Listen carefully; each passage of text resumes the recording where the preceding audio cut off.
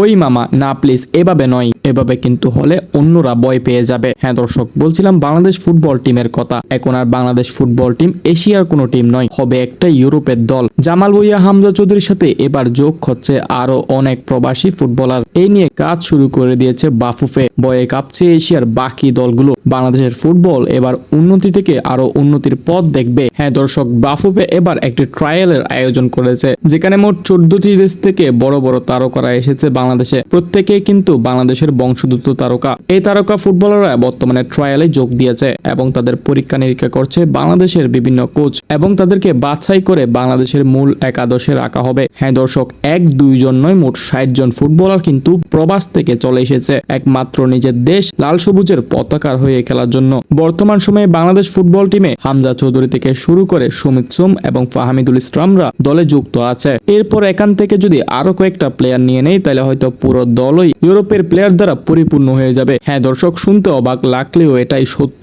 আপনি হয়তো আর কিছু সময়ের মধ্যে পুরো 11 জন প্লেয়ারও ইউরোপের প্লেয়ার দেখবেন, যারা প্রতিনিয়ত ইউরোপের এক একটি ক্লাবের হয়ে খেলে এবং ন্যাশনাল ডিউটিতে ব্যাগ গুছিয়ে আসছে বাংলাদেশের হয়ে খেলার জন্য। আবার ন্যাশনাল ডিউটি শেষ হওয়ার পর তারা প্লেনে করে উড়াল দিবে নিজেদের ক্লাবগুলো হয়ে খেলার জন্য, এবং ওইখান থেকে পরিপূর্ণ দক্ষতা নিয়ে খেলে আবারও ফিরবে বাংলাদেশে। এভাবে চলতে থাকলে কিন্তু বাংলাদেশ এক অন্য লেভেলে চলে যাবে। ইন্ডিয়া, শ্রীলঙ্কা থেকে শুরু করে প্রতিবেশী দেশ যেগুলো আছে সবগুলো কিন্তু ভয় পাবে, কারণ ইতিমধ্যে অনেকাংশে বাংলাদেশ ফুটবল উন্নতি পেয়েছে। এখন যদি পুরো টিমও ইউরোপের প্লেয়ার দ্বারা পরিপূর্ণ হয়ে যায়, তাহলে হয়তো মোকাবেলা করতে বাংলাদেশের তেমন বেশি আর কঠিন হবে না।